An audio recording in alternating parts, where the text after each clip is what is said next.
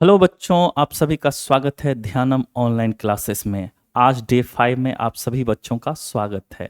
आज जो हमारा टॉपिक है चैप्टर 2 पोइट्री का, क्लास 12 आपको पता ही होगा। ठीक है, सॉन्ग ऑफ माई सेल्फ, पिछला chapter sweetest love I do not go खत्म हो चुका है। आज हमारा नया जो चैप्टर है सॉन्ग ऑफ माई सेल्फ, और एक ही शॉट में इस वीडियो को हम लोग ख़त्म करेंगे, इस चैप्टर को ख़त्म करेंगे। और एक वीडियो में आपको मैं भरोसा दिलाता हूँ एक भी मार्क जो है आपके एग्ज़ाम में इससे बाहर नहीं जाएगा। और आप ध्यान से इस वीडियो को देखें, अधिक से अधिक इस वीडियो को शेयर करें और अधिक से अधिक इस वीडियो को लाइक करें, चैनल को सब्सक्राइब करें। ठीक है बच्चों, चलिए हम लोग आज स्टार्ट करते हैं सॉन्ग ऑफ माई सेल्फ। ठीक है बच्चों,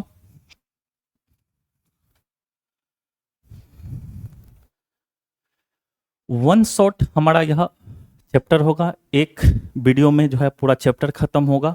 ठीक है, आपको अधिक समय नहीं लिया जाएगा, आपका अधिक समय नहीं लिया जाएगा, इस बात को आप ध्यान में रखें। सॉन्ग ऑफ माई सेल्फ यानी स्वयं का गीत। सॉन्ग ऑफ माई सेल्फ का क्या अर्थ होता है? स्वयं का गीत, यानी व्यक्तिगत रूप से वह अपने ऊपर जो है गीत लिखते हैं। कौन? Volt Whitman. वाल्ट विटमैन साहब जो है खुद के ऊपर गीत लिखते हैं। तो आपसे अगर कोई पूछ दे सॉन्ग ऑफ माई सेल्फ का मतलब क्या होता है, तो खुद के ऊपर कविता। सॉन्ग का मतलब कविता भी होता है, इस बात को आप ध्यान में रखें। आपके दिमाग में होगा गीत, नहीं, सॉन्ग का अर्थ कविता भी होता है। एक वर्ड का बहुत सारा मीनिंग होता है। तो खुद के ऊपर वह जो है रचना करते, खुद के ऊपर वह कविता लिखते हैं, और उसी को आज हम लोग पढ़ने जा रहे हैं। ठीक है बच्चों, आप वीडियो को लाइक करें, जरूर करें। और आज का मोटिवेशन, मोटिवेशन तो बहुत ज़रूरी है। ठीक है, क्योंकि काम करने के लिए जो है ऊर्जा चाहिए, और ऊर्जा जो है आप लोगों को मैं चाहता हूं अधिक से अधिक मोटिवेट कर सकूं, जिससे आप अधिक से अधिक जो है अपने पढ़ने के ऊपर समय दे। ठीक है बच्चों, आज का मोटिवेशन देखिए। जिस काम में ध्यानपूर्वक समझिएगा बच्चों, जिस काम में काम करने की हद पार ना हो, जिस काम में काम करने की हद पार ना हो, फिर वह काम किसी काम का नहीं। यानी पढ़ाई ही इतना करना, आप सोच रहे हो आप 2-3 घंटा पढ़ के आपको लग रहा है मैं बहुत जान रहा हूँ। नहीं, कोई कोई ऐसा बच्चा है जो 12-12 घंटा, 15-15 घंटा अपना समय दे रहा है ट्वेल्थ के लिए, क्योंकि उसके दिमाग में है जो मुझे अधिक से अधिक अपना मार्क गेन करना, अधिक से अधिक अपना नंबर लाना है एग्जाम में। तो वह इसलिए अपना समय अधिक, आपको भी अपना समय अधिक बढ़ाना होगा बच्चों। ठीक है, अभी इतना ज़्यादा कंपटीशन हो गया है। आप सोचते हैं आप 3 घंटा 4 घंटा पढ़ रहे हैं, कोई बच्चा हो सकता है 12 घंटा पढ़ रहा हो, 15 घंटा पढ़ रहा हो, तो वह जरूर ही है आपसे अधिक मेहनत कर रहा है, तो निश्चित रूप से जो है उसको सफलता अधिक मिलेगी। आप भी अपना मेहनत कर जो है थोड़ा सा ड्यूरेशन बढ़ाइए, समय को बढ़ाइए, जिससे आपको कामयाबी प्राप्त हो, अच्छा मार्क प्राप्त हो, अच्छा शिक्षा प्राप्त हो। ठीक है बच्चों, आगे चलते हैं हम लोग। मेरे भाई घायल तो यहाँ हर एक परिंदा है, मेरे भाई घायल तो यहाँ हर एक परिंदा है, लेकिन जो फिर से उड़ सका वही जिंदा है। मेरे भाई यहाँ घायल तो हर एक परिंदा है, लेकिन जो फिर से उड़ सका वही व्यक्ति जो है जिंदा है। इस बात को आप ध्यान में रखिएगा, आपको एकदम मोटिवेट करके भर देंगे। ठीक है, मोटिवेशन से भर देंगे, आप एकदम 7 से 8 घंटा, 9 घंटा, 10 घंटा तक अपना जो है समय को बढ़ाइए। ठीक है बच्चों, आगे चलते हैं हम लोग।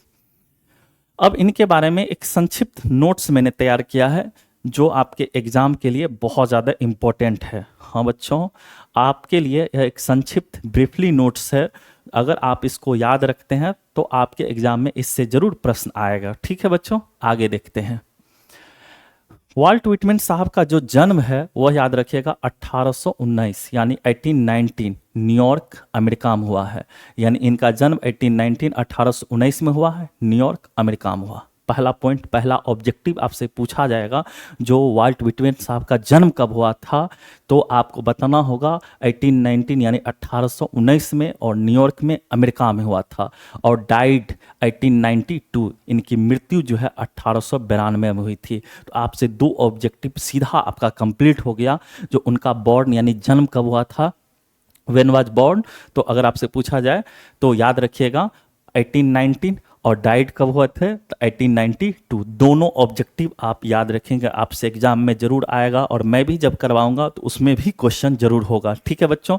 और डायरेक्ट एक क्वेश्चन पूछेगा, सॉन्ग ऑफ माई सेल्फ किसके द्वारा रचाया गया है, किसने कंपोज किया है, तो आपका बताना होगा वाल्ट विटमैन साहब के द्वारा जो है यह पोयम कंपोज है, ठीक है। आपसे 3 ऑब्जेक्टिव मैंने अभी तक कंप्लीट करवा दिया। आगे देखिए, Walt Whitman began working as a carpenter before his 12th birthday, यानी जो वाल्ट विटमैन साहब हैं अपनी 12वीं बर्थडे से पूर्व जो है, 12वीं जन्मदिन के पूर्व जो है वह कारपेंटर का काम करते थे, यानी प्रारंभ में जो है उन्होंने कारपेंटर का काम किया था, ठीक है। बढ़ई के रूप में जो है उन्होंने अपना काम स्टार्ट किया था 12वीं बर्थडे से पूर्व। बर्थडे, बर्थडे नहीं, बर्थडे, ठीक है बच्चों, ध्यानपूर्वक समझिएगा। He also worked as a printer, इसके साथ उन्होंने और भी काम किया, प्रिंटर के रूप में काम किया, टीचर के रूप में काम किया एंड एडिटर के रूप में। फिर याद रखिएगा, तो यहाँ से पहला प्रश्न, उन्होंने जो है अपना काम कब शुरुआत किया था, तो 12वीं जन्मदिन से पूर्व जो है उन्होंने अपना काम शुरुआत किया था, याद रखिएगा। उसके बाद अगला याद रखिएगा, कैसा काम करते थे, तो कारपेंटर का, यानी 12वीं जन्मदिन से पूर्व जो है वह कारपेंटर का काम करते थे। दूसरा याद रखिएगा, उसके बाद उन्होंने प्रिंटर का काम किया, टीचर का काम किया एंड एडिटर का काम किया। याद रखिएगा बच्चों, मैं फिर से रिपीट कर रहा हूं, printer, teacher and editor. Clear है बच्चों, आगे चलते हैं। He worked as a volunteer nurse during the civil war, उन्होंने अमेरिका में गृह युद्ध, सिविल वार का मतलब होता है बच्चों, सिविल वार का मतलब होता है गृह युद्ध, ठीक है। जो अमेरिका में जिस समय गृह युद्ध चल रहा था उस समय इन्होंने वॉलंटियर नर्स के रूप में, वॉलंटियर का मतलब होता है सहायक और नर्स का तो पता ही आपको, तो वॉलंटियर नर्स के रूप में जो है इन्होंने काम किया था। देखिए कितने अच्छे व्यक्ति थे, इस बात को समझिए, आप पकड़िए, ठीक है। तो आप इतना पॉइंट आपको याद रखना होगा। उसके बाद इंपॉर्टेंट वर्क, इनका जो इंपॉर्टेंट वर्क है, 2 तो एकदम दिमाग में आप रख लीजिए। मैंने क्या बोला, आप 2 चीज़ दिमाग में रख लीजिए अकॉर्डिंग टू एग्जाम, एग्जाम के दृष्टिकोण से अगर देखिएगा तो लीव्स ऑफ ग्रास कितना में हुआ है, 1855 में कंपोज हुआ है। ड्रम टैप्स 1866, यानी कि लिप्स ऑफ ग्रास कितना में, 1855 में, ड्रम टैप्स कितना में, 1866 में। दोनों चीज को आप रखिएगा, पहला लिप्स ऑफ ग्राफ्स 1855, उसके बाद ड्रम टैप्स 1866, यानी लिप्स ऑफ ग्राफ्स कितना में, 1855 में, उसके बाद ड्रम टैप्स कितना में, तो याद रखिएगा 1866 में। ये दोनों किन की रचना है, किनके द्वारा कंपोज किया गया है बच्चों, तो वाल्ट विटमैन साहब के द्वारा। जन्म कब हुआ है, याद है बच्चों, 1819, कितना में, 1819। उसके बाद मृत्यु कितना में हुआ है, 1892, कितना में, 1892, याद रहेगा 1892। उनका मृत्यु कब हुआ, 1892, और जन्म कब हुआ, 1819, याद रखिएगा 1819 में, ठीक है। उसके बाद कहाँ हुआ था, अमेरिका में, इस बात को ध्यान में रखिएगा। चलिए आगे चलते हैं, ठीक है। अब इनके ऑथर के बारे में जनरली क्या करते हैं, आप बुक अपने पास रखिए, आपके बुक का हर एक लाइन मैंने लिया है, हर एक लाइन को मैं समझाऊंगा। इस बात को आप सिर्फ इतना ही नहीं समझिए जो आपने उनका जन्म, मृत्यु या उनके द्वारा कौन सा बुक कंपोज किया गया है, ये याद करके आपको हर एक पॉइंट आखिर बुक में दिया किस लिए गया है आप पढ़िएगा, उससे कुछ ना कुछ जो है प्रेरणा प्राप्त होता है हमको। इसलिए मैंने बुक को भी मैं करवा रहा हूँ, जो हर एक चीज़ ऑथर के बारे में पढ़िए, किस प्रकार जो है उन्होंने अपने जीवन में जो है स्ट्रगल किया है उसको समझने का प्रयास कीजिए, ठीक है। इस कारण से बुक में दिया रहता है। आप लोग जनरली उनका मतलब जन्म ले लेते हैं, मृत्यु ले लेते हैं, और उनके द्वारा कुछ रचनाएं होती हैं उनको आप जो है लिख करके याद कर लेते हैं और समझते हैं एग्जाम। नहीं, उनसे कुछ सीखने के लिए भी हमको मिलता है और उनके ऊपर भी हमको ध्यान देना होता है। तो आप पहला यानी बुक अपना पेज खोल लीजिए, बुक, वहाँ पेंसिल रखिए, हाईलाइट मार्कर रखिए, और देखिए मैं जो बता रहा हूँ उसको, जो इंपॉर्टेंट पॉइंट है उसको हाईलाइट कीजिए, ठीक है। और जो इंपॉर्टेंट वर्ड है उसका मीनिंग वहाँ पे लिखिए, ठीक है। तो हम लोग शुरू करते हैं। वाल्ट विटमैन 1819, यानी कि अगर स्मॉल ब्रैकेट में पहला वाला जो दिया रहता है बच्चों, तो याद रखिएगा वह जन्म दिया रहता है, और दूसरा वाला उनका मृत्यु। तो उनका जन्म जो है 1819 में हुआ था और मृत्यु कब हुआ था, 1892 में हुआ था। उनका मृत्यु कब हुआ था बच्चों, 1892 में हुआ था। द पीपल्स पोएट, उनको लोक कवि कहा जाता है। क्या चीज बच्चों, लोक कवि, लोक कवि कहा जाता था उनको। ठीक है बच्चों, ध्यानपूर्वक समझिएगा, उनको क्या कहा जाता था? लोक कवि। Is perhaps the most individualistic literary figure. शायद उनका जो लिटरेरी फिगर का अर्थ होता है साहित्यकार। लिटरेरी फिगर का व्यक्तिगत रूप से वह क्या थे? साहित्यकार, यानी खुद के ऊपर जो है वह रचना करते थे। तो याद रखिएगा, लिटरेरी फिगर का अर्थ क्या होता है? साहित्यकार। और इंडिविजुअलिस्टिक का अर्थ होता है व्यक्तिगत। इंडिविजुअलिस्टिक, पढ़ने में आपको दिक्कत हो तो आप फिर से पढ़ने का प्रयास कीजिए। व्यक्तिगत यानी वह अपने ऊपर रचना करते थे, अपने ऊपर गाते थे, क्योंकि चैप्टर का ही नाम है बच्चों song of my self. Song of my self यानी खुद के ऊपर गीत। ठीक है बच्चों, कोई पॉइंट दिक्कत हो, कोई वर्ड दिक्कत हो, लिटरेरी फिगर का मतलब साहित्यकार। लिटरेरी फिगर का मतलब साहित्यकार। ठीक है। That America has ever produced, जिन्हें अमेरिका ने कभी क्या किया था? प्रोड्यूस किया था, उत्पन्न किया था। यानी अमेरिका से यह थे, इस कारण से बोल रहा है जिसे अमेरिका ने कभी प्रोड्यूस किया था। ठीक है, इस बात को समझिएगा। ठीक है, आगे चलते हैं। ही बिगेन, उन्होंने शुरू किया था वर्किंग एज अ कारपेंटर। उन्होंने अपना काम प्रारंभ किया था कारपेंटर के रूप में, बढ़ई के रूप में। एक एक वर्ड को समझिए, उसका अर्थ क्या है। ठीक है बच्चों, he began working as a carpenter. उन्होंने अपना काम स्टार्ट किया था एक कारपेंटर के रूप में, एक बढ़ई के रूप में। बिफोर, के पहले, हिज 12th बर्थडे, अपने 12वीं जन्मदिन के पूर्व जो है बच्चों, वह जो है एक बढ़ई के रूप में काम करते थे। ठीक है, याद रखिएगा, 12वीं जन्मदिन से पूर्व जो है, पहले जो है वह क्या करते थे? वह बढ़ई का काम करते थे। बढ़ई का काम करके, सोचिए गरीबी था, इस कारण से उन्हें काम करना, नहीं तो 12 वर्ष का कोई लड़का अभी के समय में तो सब पढ़ाई करता, वह पढ़ाई छोड़ के सोचिए काम करता था।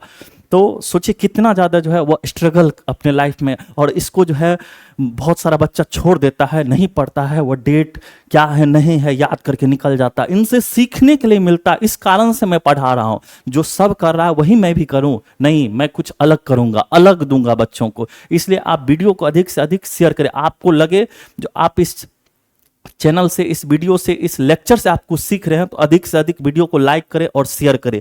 ठीक है बच्चों। He also worked as a printer, इसके साथ उन्होंने प्रिंटर का भी काम किया। प्रिंटर का मतलब छापने वाला। टीचर, शिक्षक, टीचर का मतलब शिक्षक।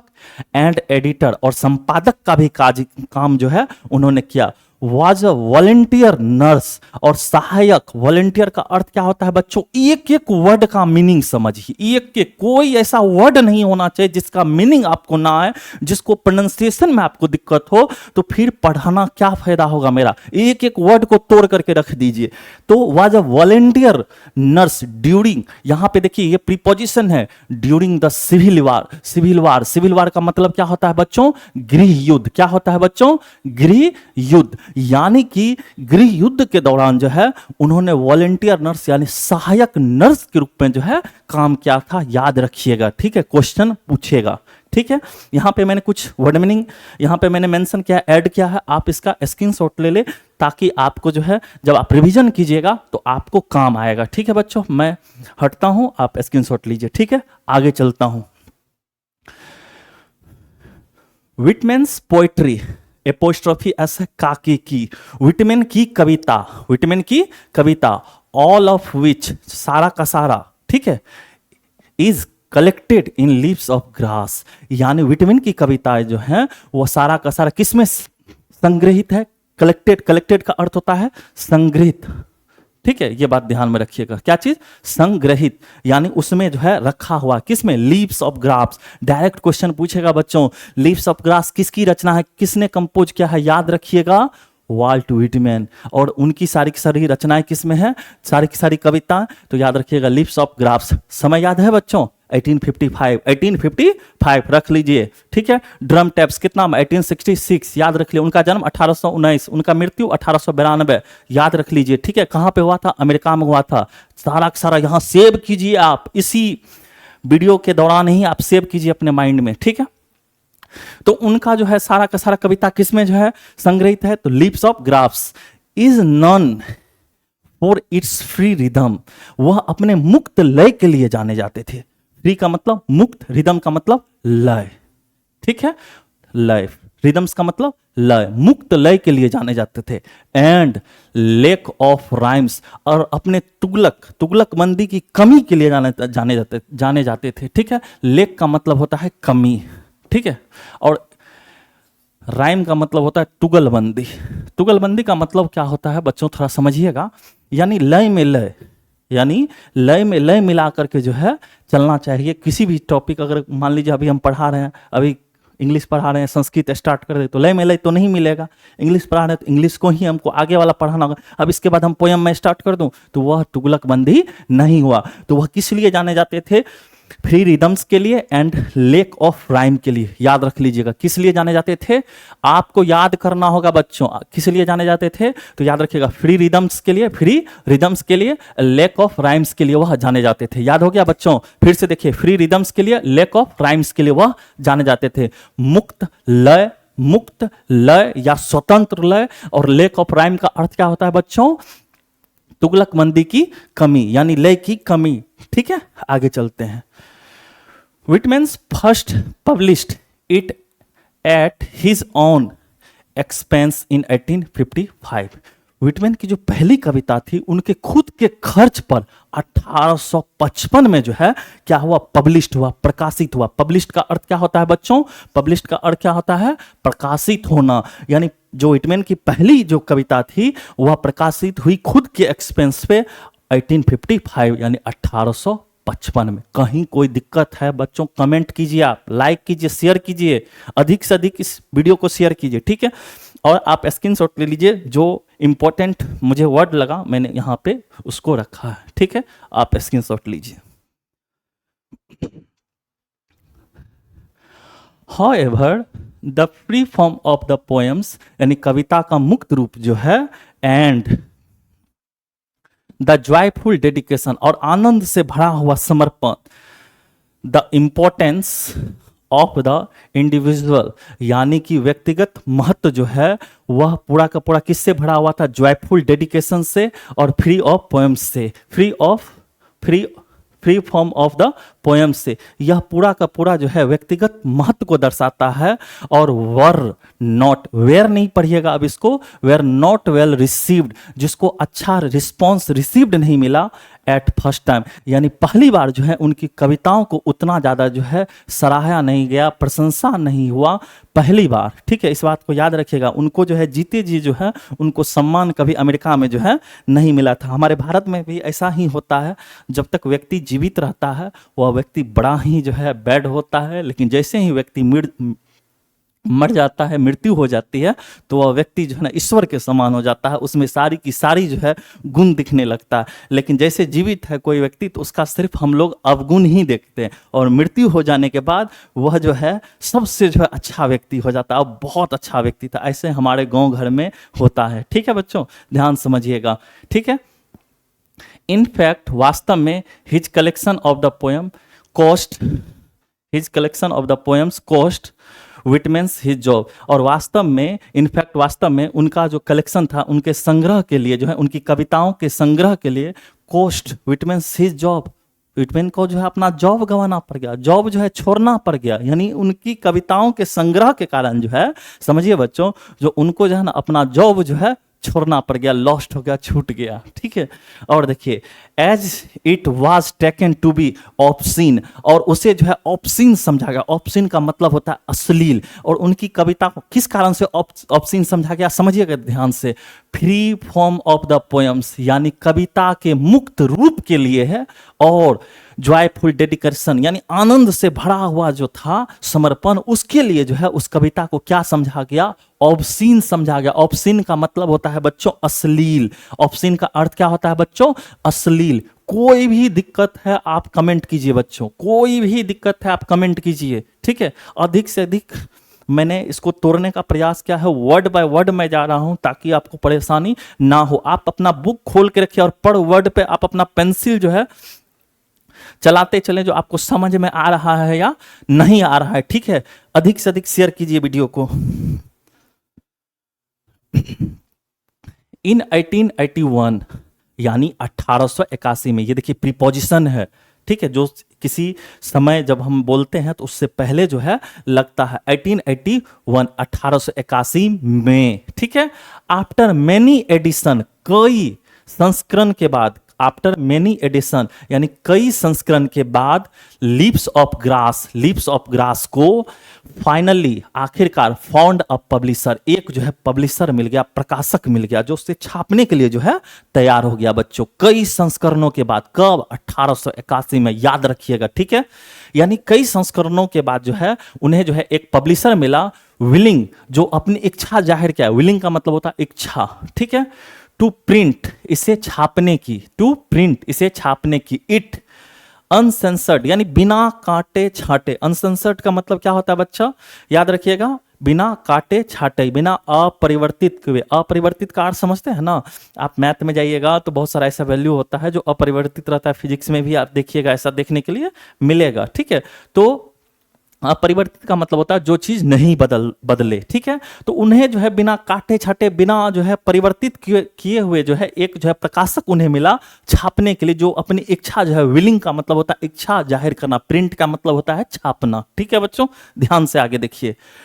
ट्रांसलेशन ऑफ दिस कलेक्शन, और इस कलेक्शन का अनुवाद किए, वर इंथुस्टियास्टिकली उत्साहपूर्वक रिसीव्ड इन यूरोप, और उनको जो है अनुवाद, उनके अनुवाद को जो है बड़ी उत्साहपूर्वक जो है यूरोप ने क्या किया? रिसीव्ड किया, प्राप्त किया, ठीक है। यानी इंथुसियास्टिकली का मतलब होता है उत्साहपूर्वक, उत्साहपूर्वक, ठीक है। तो याद रखिएगा, इस वर्ड को थोड़ा सा बड़ा है, आपको परेशानी हो सकता है, इस कारण से मैंने यहां पे ऐड कर दिया, ठीक है। रिसीव्ड इन यूरोप, और इनकी कविताओं का जब अनुवाद यूरोप में गया तो उनको बहुत अच्छा रिस्पॉन्स मिला, यानी यूरोप में जो है उनको खूब ज्यादा प्रशंसा प्राप्त हुआ। लेकिन अमेरिका में बस वही घर का मुर्गी दाल बराबर, अमेरिका में उसको कोई वैल्यू नहीं था। लेकिन जैसे ही उनकी कविता का अनुवाद यानी ट्रांसलेट करके जो है कहाँ गया? यूरोप में, तो वहां पे तो उनका जो है समझिए पूरा एकदम वल्ले वल्ले हो गया, ठीक है बच्चों। तो आगे देखिए, but Whitman's remained the relatively, ठीक है, अनएप्रिसिएटेड इन अमेरिका, लेकिन आपेक्षिक रूप से जो है उनको जो है उतना ज्यादा प्रशंसा, यानी अमेरिका में जो है उतना ज्यादा प्रशंसा उनको आपेक्षिक रूप से जो है प्राप्त नहीं हुआ, ठीक है। अनएप्रिसिएटेड का मतलब होता है प्रशंसा ना मिलना, ठीक है। यहां पे देखिएगा ये प्रीफिक्स है, क्या है बच्चों? प्रीफिक्स है, याद रखिएगा, जो आगे में जुट जाए और उसको बदल दे उसका मीनिंग को, उसको प्रीफिक्स कहते हैं, ठीक है। तो उनको आपेक्षिक रूप से यानी रिलेटिवली रूप से जो है उनको अच्छा जो है प्रशंसा फिर जो है कहां पे? अमेरिका में नहीं मिला। लेकिन वही यूरोप में जो है उनको जो है इतना ज्यादा प्रशंसा मिला, जो क्या बात, पूरा का पूरा एकदम यूरोप जो है उनके जय जय में जो है शामिल हो गया, समझिए, ठीक है। आगे चलते हैं, आप स्क्रीनशॉट ले लीजिए, इसमें जो इंपॉर्टेंट वर्ड है बच्चों उसको समझिए।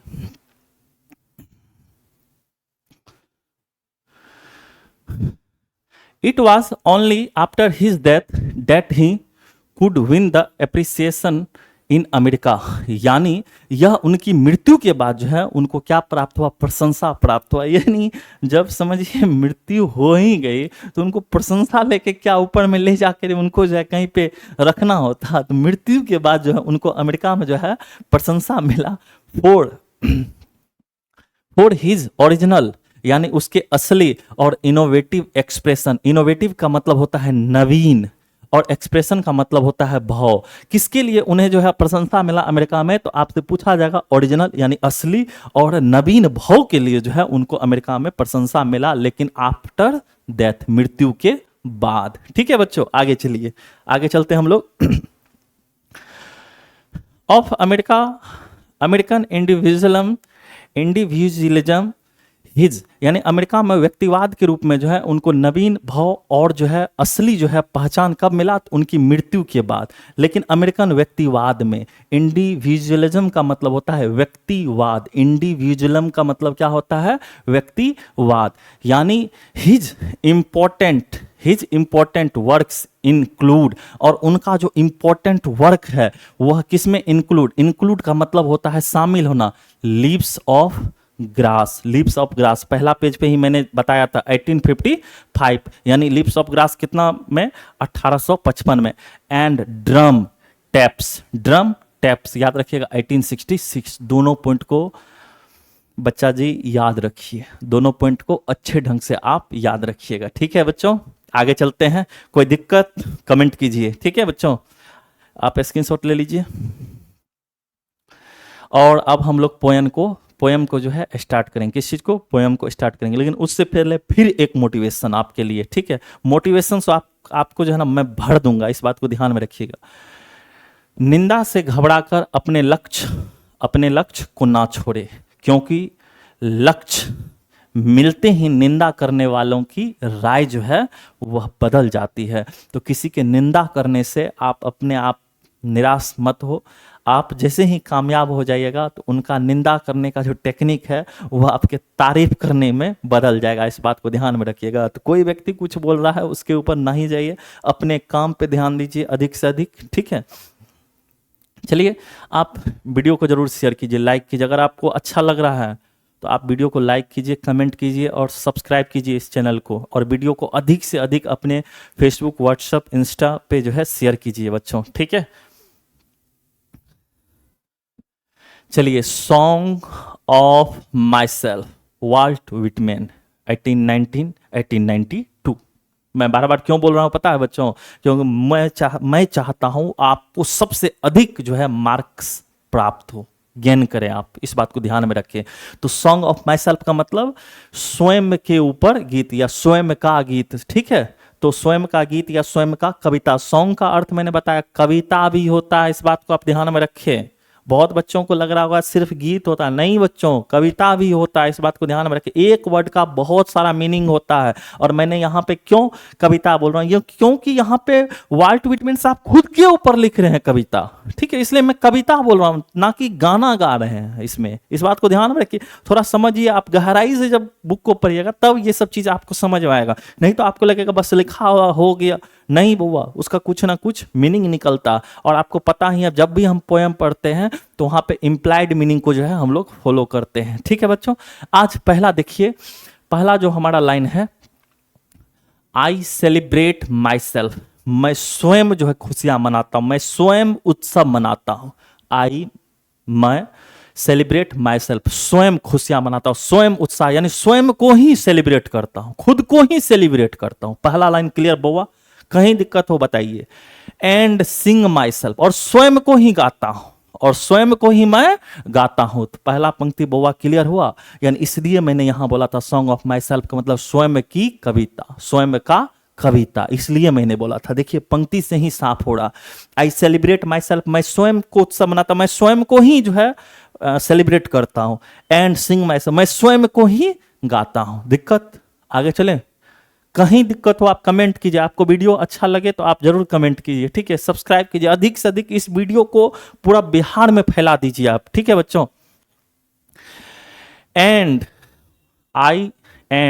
व्हाट आई एज्यूम, जो मैं मानता हूं, जो मैं कल्पना करता हूं। एज्यूम का अर्थ होता है मानना, कल्पना करना। एंड व्हाट आई एज्यूम, जो मैं कल्पना करता हूं, यू शैल एज्यूम, वही तुम भी कल्पना करते हो, वही तुम भी, जो मैं सोचता हूं वही तो तुम भी सोचते हो। तो पहला क्लियर हो गया बच्चों, ध्यान से देखिएगा, कहीं दिक्कत हो। आई सेलिब्रेट माई सेल्फ, मैं स्वयं को मनाता हूं, मैं स्वयं में ही उत्सव। देखिए यहाँ पे पिक्चर के माध्यम से मैं समझाने का प्रयास हूं। मैं स्वयं, देखिए सेलिब्रेशन का पिक्चर है, मैं स्वयं को ही मनाता हूं। ठीक है, एंड सिंग माई सेल्फ, और मैं खुद ही गाता हूं। देखिए ये जॉनडन साहब नहीं है। ठीक है, इस बात को, ना ही पवन सिंह खेसारी लाल है, इस बात को भी ध्यान में रखिएगा। ठीक है, आप लोग को लग रहा होगा एकदम चला दें यहाँ पे पवन सिंह खेसारी लाल यादव का गाना, वो सब नहीं। आप पोएम पे यानी कि वाल्ट विटमैन साहब के ऊपर ध्यान दें। ठीक है, एंड व्हाट आई एज्यूम, और जो मैं मानता हूं, यू शैल एज्यूम, वही तो तुम भी मानते हो। ठीक है बच्चों, आगे चलें। यहां पे आप स्क्रीनशॉट ले लीजिए बच्चों। ठीक है, चलिए आगे चलते हैं। कहता है फोर एवरी एटम, क्योंकि मैंने बताया था अगर किसी पोयम में पहला वर्ड अगर फोर हो तो उसका अर्थ क्योंकि या चूंकि, क्योंकि या चूंकि या इसलिए। क्योंकि every atom belonging to me, जो मेरे शरीर से जो एटम, मेरे शरीर मतलब मेरा जो शरीर जिस एटम से बना हुआ है, every atom belonging to me, मेरे शरीर से जो एटम से मेरा शरीर बना है, as good belongs to you, वही अच्छे कण से तुम्हारा भी तो शरीर बना हुआ है। फिर से समझिएगा बच्चों, for every atom belonging to me, मेरे शरीर का जितना एटम, मेरा शरीर बना है जितने एटम से, जितने परमाणु से, जितने कण से, तो याद रखिएगा यहाँ पे कण बोलिएगा, ठीक है। जितना एटम से मेरा शरीर बना है उतना ही एटम से जो है, देखिए ध्यानपूर्वक यहाँ पे देखिए, इस पिक्चर के माध्यम से आपको अधिक से अधिक समझ में आएगा। मैं इतना आसान कर दूंगा पोइट्री को, जो हर एक बच्चा जो है ना उसको भी समझ में आएगा। ध्यान समझिए, क्योंकि फोर पहला पंक्ति है, ध्यान से देखिएगा, क्योंकि एवरी एटम, प्रत्येक कण, बिलोंगिंग टू मी, जो मुझसे बिलोंग करता है, जो मुझसे बिलोंग करता है, मेरे से संबंध रखता है, एज गुड, वही अच्छा कण, बिलोंग्स टू यू, वही अच्छा कण तुम्हारे में भी है, तुम्हारे से भी बिलोंग करता है।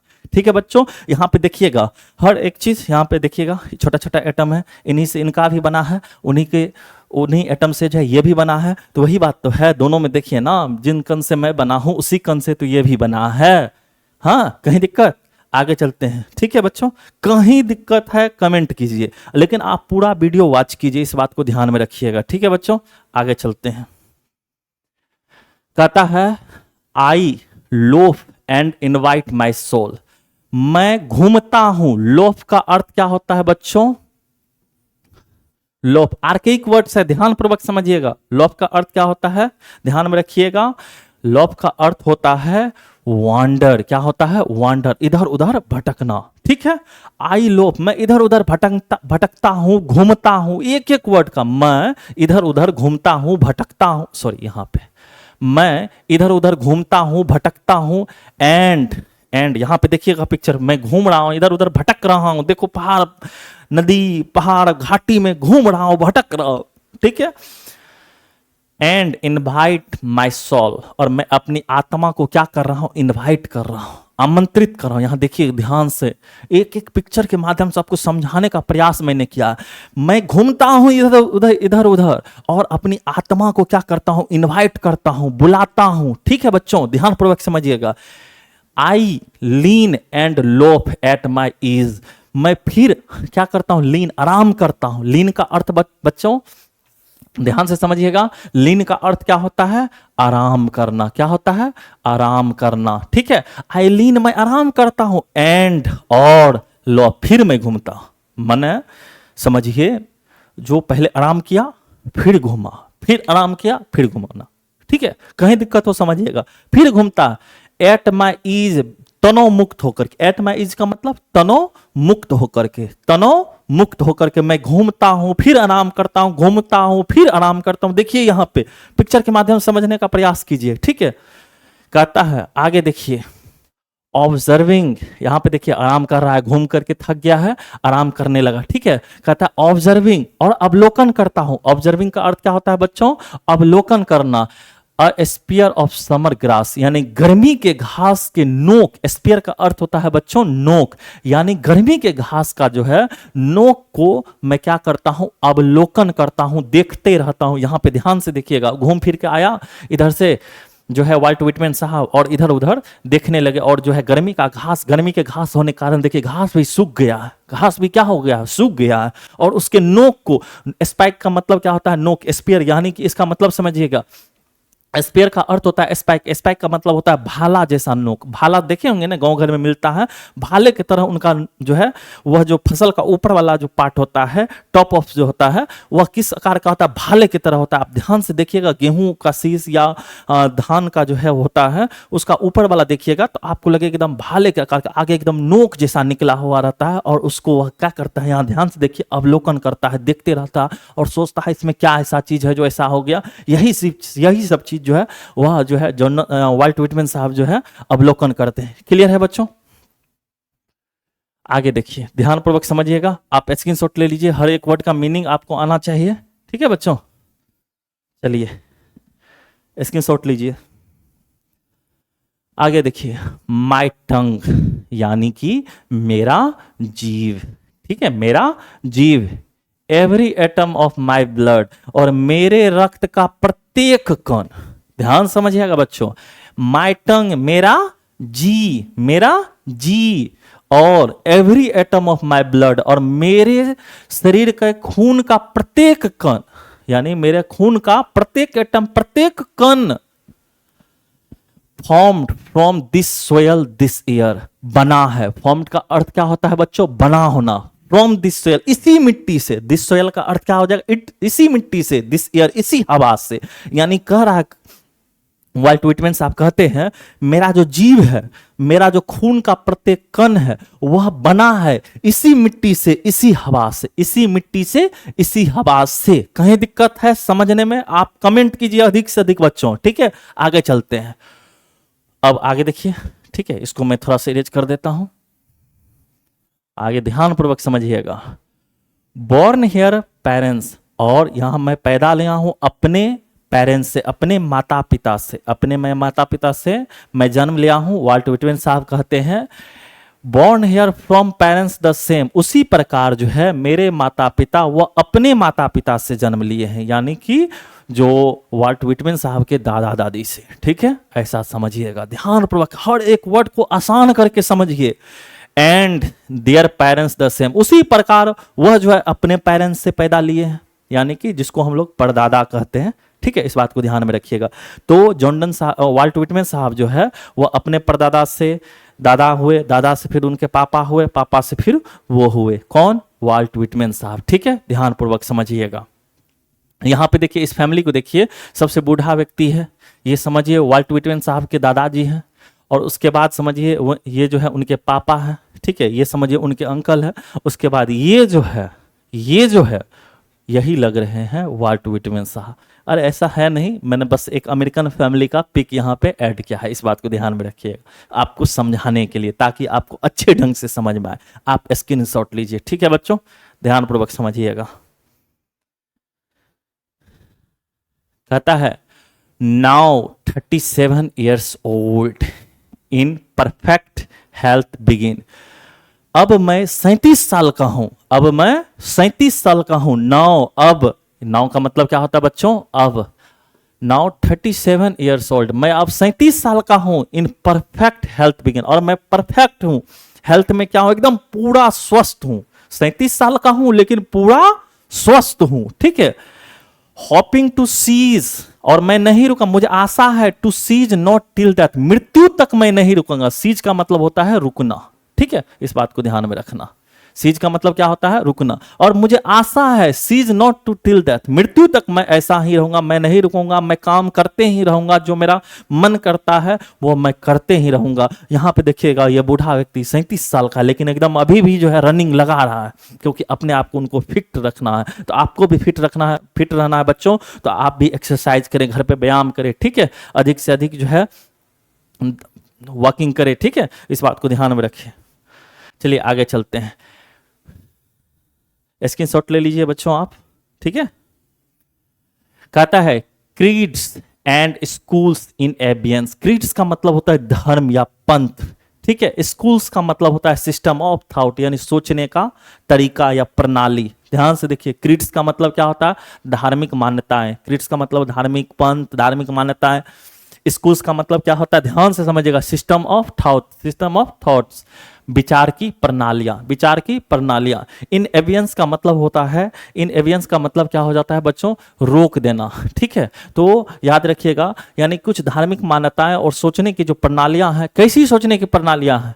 यानी जो आदमी को आदमी से अलग करे, ठीक है। क्योंकि बहुत सारे हमारे समाज में ऐसे लोग हैं जो धर्म के आधार पर बट जाते हैं, तो वैसे लोगों से आप दूर रहें, ठीक है बच्चों। ध्यानपूर्वक समझिए, वैसी मान्यताओं को छोड़ दें जो इंसान को इंसान से बांटता हो, ठीक है बच्चों। आगे ध्यान समझिएगा। कहता है यहाँ पे उन धर्म, उन पंथ को जो है आप कुछ समय के लिए छोड़ दे, उन विचार की प्रणालियां को छोड़ दे। स्कूल्स का मतलब ये स्कूल, स्कूल वाला स्कूल नहीं, स्कूल्स है यहाँ एस देखिएगा ध्यानपूर्वक, जिसका अर्थ होता है सिस्टम ऑफ थॉट, विचार की प्रणालियां, सोचने का तरीका, ठीक है।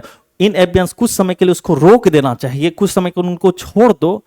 रिट्राइंग बैक अ वाइल, कुछ समय के लिए उनको जो है पीछे कर देना है। And sufficed what they are but never forgotten, लेकिन वह कभी भी जो है भुलाया नहीं जा सकता। नेवर फॉरगेटन, उन्हें जो है कभी भी जो है भुलाया नहीं जा सकता है, ठीक है। इस बार ये जो है वाल्ट व्हिटमैन साहब जो है कहते हैं, ठीक है। आप यहां पे स्क्रीनशॉट ले लीजिए बच्चों, ध्यानपूर्वक समझिएगा। कहता है आई हार्बर फॉर गुड और बैड, आई हार्बर यानी कि मैं विश्वास करता हूं, मैं विश्वास करता हूं। हार्बर का अर्थ क्या होता है बच्चों? बिलीव यानी कि विश्वास करना। क्या होता है बच्चों? विश्वास करना।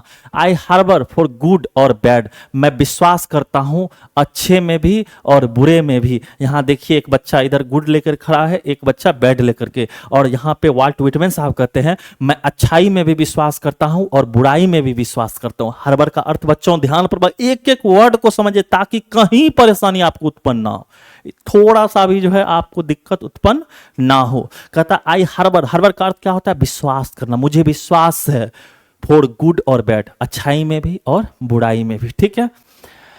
आई permit to speak at every hazard, और मैं परमिट, परमिट का मतलब होता है अनुमति देना, मैं अपने आप को अनुमति देता हूं to speak at every hazard, प्रत्येक विपत्ति में, प्रत्येक संकट में बोलने के लिए। ठीक है। अपने आप को मैं क्या करता हूं? अनुमति देता हूं। हैजार्ड का मतलब क्या होता है? जोखिम या विपदा। ठीक है। मैं अपने आप को हर एक संकट में बोलने की अनुमति देता हूं, क्योंकि ध्यान समझिए, nature without check with original energy, क्योंकि जो प्रकृति है उन्होंने मुझे जो है बिना चेक किए जो है वास्तविक ऊर्जा दिया है। इस कारण से बिना चेक किए मुझे वास्तविक ऊर्जा दिया है, इस कारण से मैं अपने आप को बोलने की अनुमति देता हूं। हर एक संकट में, हर एक विपदा में जो है खुद को मैं बोलने का क्या देता हूं?